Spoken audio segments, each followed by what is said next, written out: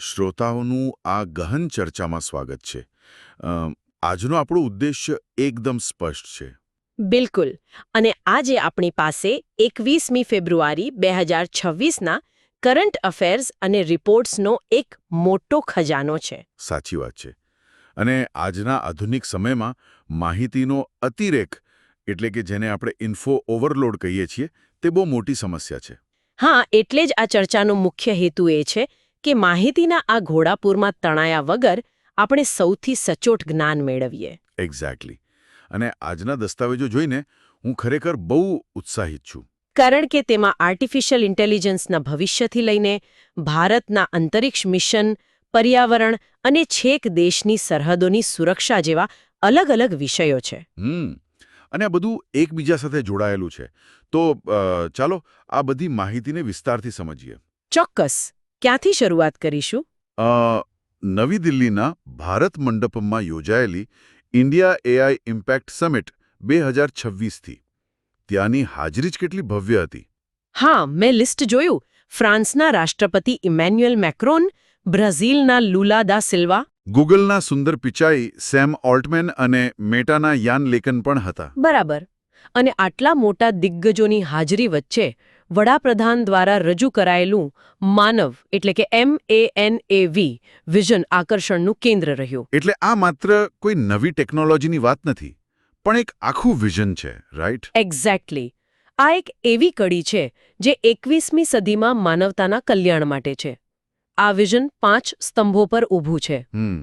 જેમાં પહેલો સ્તંભ છે એમ એટલે કે મોરલ એન્ડ એથિકલ સિસ્ટમ્સ, નૈતિકતા. હા, અને આ સમિટમાં માત્ર 24 કલાકમાં એઆઈના જવાબદાર ઉપયોગ માટે શપથ લેવાનું મોટું અભિયાન ચાલ્યું. અરે હા, અને સાંભળીને નવાઈ લાગે પણ તેને ગિનીઝ વર્લ્ડ રેકોર્ડ પણ મળ્યો છે. જુઓ, આ જ દર્શાવે છે કે ટેકનોલોજી સાથે નૈતિકતા કેટલી જરૂરી છે. સાચી વાત છે. પછી બીજો સ્તંભ છે એ અકાઉન્ટેબલ ગવર્નન્સ એટલે કે જવાબદાર શાસન. જેમાં સરકાર દ્વારા લગભગ 10,300 કરોડ રૂપિયાનું ઇન્ડિયા એઆઈ મિશન મંજૂર કરાયું છે. હા, એટલે આ ફંડિંગ માત્ર રિસર્ચ માટે નથી પણ ગવર્નન્સ ગાઈડલાઇન્સ માટે પણ છે. અથવા રાષ્ટ્રીય સાર્વભૌમત્વ. સામાન્ય રીતે રાષ્ટ્રીય સાર્વભૌમત્વ એટલે આપણે જમીન કે આકાશની સરહદો જ સમજીએ છીએ. પણ અત્યારે એવું નથી. અત્યારના સમયમાં ડેટા, એલ્ગોરિધમ્સ અને ડિજિટલ ઇન્ફ્રાસ્ટ્રક્ચર એ આપણી નવી સીમાઓ છે. એટલે કે જો આપણો ડેટા આપણા કંટ્રોલમાં નથી તો આપણે સુરક્ષિત નથી. એક્ઝેક્ટલી. અને એટલે જ ભારત પોતાનું સેમિકન્ડક્ટર મિશન લાવી રહ્યું છે. આ આપણું ડિજિટલ સાર્વભૌમત્વ બચાવવા માટે છે. બરાબર છે. અને ચોથો સ્તંભ છે બીજો એ એક્સેસિબલ એન્ડ ઇન્ક્લુઝિવ એટલે કે સુલભ અને સર્વસમાવેશક. હા, કારણ કે હંમેશા એવો ડર રહે છે કે આવી મોંઘી ટેકનોલોજી માત્ર મોટી કંપનીઓ પૂરતી જ સીમિત રહી જશે. જેને તોડવા માટે મેઘરાજ જીઆઈ ક્લાઉડ અને ઇન્ડિયા એઆઈ કમ્પ્યુટ પોર્ટલ જેવા પ્લેટફોર્મ આવ્યા છે. સાચી વાત. સામાન્ય સ્ટાર્ટઅપ્સ માટે મોંઘા જીપીયુ કે ટીપીયુ ખરીદવા શક્ય નથી હોતા. એટલે આ પ્લેટફોર્મ તેમને આ હાર્ડવેર ભાડેથી કે સરળતાથી પૂરા પાડે છે. અને છેલ્લો સ્તંભ છે વી વેલિડ એન્ડ લેજિટિમેટ. કાયદેસરની માન્યતા. અત્યારે ડીપ ફેક્સ અને સિન્થેટિક મીડિયાથી સામાજિક વિશ્વાસ તૂટી રહ્યો છે, તેને રોકવા માટે. હા, આઈટી નિયમોમાં 2026ના સુધારા પણ આ માટે છે. પણ આ બધું પ્રેક્ટિકલ લાઈફમાં કેવી રીતે કામ કરે? કઈ રીતે? એટલે ધારો કે કોઈ રાજ્ય સરકાર ગુનેગારોને પકડવા માટે રસ્તાઓ પર ફેશિયલ રેકગ્નિશન સિસ્ટમ લગાવે છે તો સુરક્ષા વધશે, પણ લોકોની પ્રાઇવેસીનું શું? બહુ સારો પ્રશ્ન છે. આનો ઉકેલ માનવના અકાઉન્ટેબલ ગવર્નન્સ અને વેલિડિટીવાળા સિદ્ધાંતોમાં છે. એટલે કે સિસ્ટમ બંધ કરવાને બદલે કોઈ વચ્ચેનો રસ્તો કાઢવો જોઈએ. એક્ઝેક્ટલી. પારદર્શક ઓડિટ થવું જોઈએ, સ્વતંત્ર દેખરેખ હોવી જોઈએ અને નાગરિકોને તેમની માહિતી અંગે પૂછપરછના અધિકારો મળવા જોઈએ. બરાબર સમજાયું. હવે અહીંથી વાત ખરેખર રોમાંચક બને છે. ડિજિટલ દુનિયામાંથી બહાર આવીને આપણે સ્પેસની વાત કરીએ. ગગનયાન મિશન. હા, તાજેતરમાં ચંદીગઢમાં DRDOની TBRL લેબ ખાતે રેલ ટ્રેક રોકેટ સ્લેડ એટલે કે RTRS સુવિધામાં એક સફળ પરીક્ષણ થયું. ડ્રોગ પેરાશૂટનું પરીક્ષણ, રાઈટ. બિલકુલ. આ આરટીઆરએસ ફેસિલિટી શું છે એક્ઝેક્ટલી? આ એક એવી સુવિધા છે જ્યાં અતિશય હાઈ સ્પીડ એરોડાયનામિક સિસ્ટમ્સનું ટેસ્ટિંગ થાય છે. કારણ કે પેરાશૂટનું પરીક્ષણ બહુ કઠિન હોય છે. હા, જ્યારે ક્રૂ મોડ્યુલ અવકાશમાંથી પાછું આવે ત્યારે તેના પર ભયંકર પ્રેશર હોય છે. સાચી વાત છે.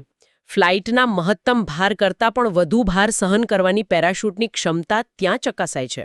અને મને જાણીને આશ્ચર્ય થયું કે ક્રૂ મોડ્યુલને ધીમું પાડવા માટે કોઈ એક પેરાશૂટ નથી હોતું, પણ કુલ 10 પેરાશૂટ વપરાય છે. હા, અને તે પણ 4 અલગ અલગ પ્રકારના. આખી પ્રક્રિયા બહુ જટિલ છે. તો સૌથી પહેલા કયા પેરાશૂટ ખુલે છે? વાતાવરણમાં પ્રવેશતા જ પહેલા 2 એપેક્સ કવર સેપરેશન પેરાશૂટ ખુલે છે, જે ઉપરનું કવર હટાવે છે. ઓકે. અને એ કવર હટ્યા પછી આ 2 ડ્રોગ પેરાશૂટનો વારો આવે છે, જેનું હાલમાં પરીક્ષણ થયું. એક્ઝેક્ટલી. આ ડ્રોગ પેરાશૂટ મોડ્યુલને ગોળ ગોળ ફરતો અટકાવે છે અને ગતિને ધીમી પાડે છે. એક રીતે તે પાવરફુલ બ્રેક છે. અને ગતિ ધીમી પડ્યા પછી 3 પાયલટ પેરાશૂટ ખુલે છે, જે મુખ્ય પેરાશૂટને ખેંચી કાઢે છે. બરાબર.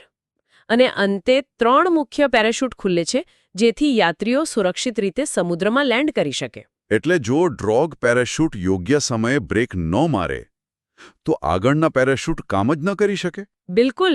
એટલે જ આ પરીક્ષણ આપણા અંતરિક્ષ યાત્રીઓની જીવાદોરી સમાન છે. વાહ! તો આ બધાનો અર્થ શું છે?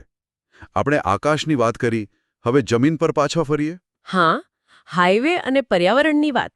National highway authority of India એટલે કે NHAIએ એક નવી પહેલ શરૂ કરી છે, બી કોરિડોર. મધમાખીઓ માટેનો કોરિડોર. અત્યાર સુધી હાઈવે પર માત્ર શોભાના વનસ્પતિઓ એટલે કે ઓર્નામેન્ટલ પ્લાન્ટ્સ જ વવાતા હતા. હા, રસ્તાને સુંદર બનાવવા માટે.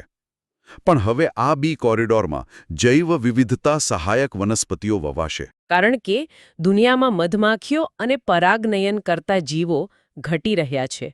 આ તેમને બચાવવાનો વૈજ્ઞાનિક અભિગમ છે. અને આ માટે લીમડો, કરંજ, મહુડો, ખાખરો, બોટલ બ્રશ, જંબુ અને શિરીષ જેવા વૃક્ષો વાવવામાં આવશે. જો આપણે આને મોટા ચિત્ર સાથે જોડીએ તો આ માત્ર વૃક્ષો વાવવાની વાત નથી. મધમાખીઓ ખોરાક માટે અમુક અંતર જ ઉડી શકે છે. જેને આપણે ફોરેજિંગ ડિસ્ટન્સ કહીએ છીએ. હા, એટલે આ ફોરેજિંગ ડિસ્ટન્સને ધ્યાનમાં રાખીને હાઈવે પર દર 500 મીટરથી 1 કિલોમીટરના અંતરે ફૂલોના ઝુંડ તૈયાર કરાશે. આંકડા જોઈએ તો વર્ષ 2026-27માં 40 લાખ વૃક્ષો વાવવાનો ટાર્ગેટ છે. અને તેમાંથી 60% વૃક્ષો તો માત્ર આ બી કોરિડોર હેઠળ જ હશે. આ ખરેખર બહુ મોટી વાત છે. હવે પર્યાવરણની સુરક્ષા પરથી આપણે સરહદોની સુરક્ષા પર જઈએ. વાઇબ્રન્ટ વિલેજ પ્રોગ્રામ પાર્ટ 2 ની વાત કરો છો ને? હા, આસામના નાથનપુર ગામમાં ગૃહમંત્રી અમિત શાહ દ્વારા 6839 કરોડ રૂપિયાના ખર્ચે VVP2 પ્રોજેક્ટ શરૂ કરાયો છે. આ પ્રોજેક્ટનો સંદર્ભ સમજવો બહુ જરૂરી છે. આપણે VVP1 જોયો હતો, જે 15મી ફેબ્રુઆરી 2023ના રોજ શરૂ થયો હતો. પણ એ તો માત્ર ઉત્તરીય સરહદો પૂરતો જ હતો ને, અરુણાચલ અને હિમાચલ તરફ. બરાબર. જ્યારે આ VVP2 વ્યાપમાં ઘણો મોટો છે. આ અન્ય આંતરરાષ્ટ્રીય જમીન સરહદો સાથે જોડાયેલા 17 રાજ્યો અને કેન્દ્રશાસિત પ્રદેશોના 1954 ગામડાઓને આવરી લેશે. પણ આનો મુખ્ય હેતુ શું છે? માત્ર રસ્તા બનાવવા? ના, આનો હેતુ બહુ વ્યાપક છે. ખાલી પડેલા ગામડાઓ ઘૂસણખોરી માટે સરળ હોય છે. એટલે સુરક્ષા, સરહદ પારના અપરાધો રોકવા અને વસ્તીને મુખ્ય પ્રવાહ સાથે જોડવી એ મેઇન ટાર્ગેટ છે. એટલે કે ત્યાં પ્રવાસન, આજીવિકા અને શૈક્ષણિક માળખાનો વિકાસ થશે. માત્ર આર્મી જ નહીં, પણ સરહદ પર વસતા લોકો ઢાલ બનશે. એક્ઝેક્ટલી.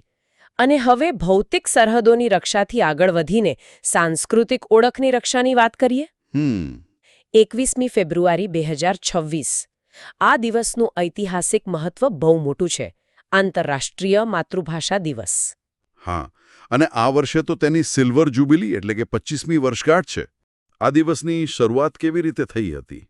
આ વિચાર મૂળ બાંગ્લાદેશની પહેલ હતી અને પછી યુનેસ્કો દ્વારા 1999માં તેને મંજૂર કરવામાં આવ્યો.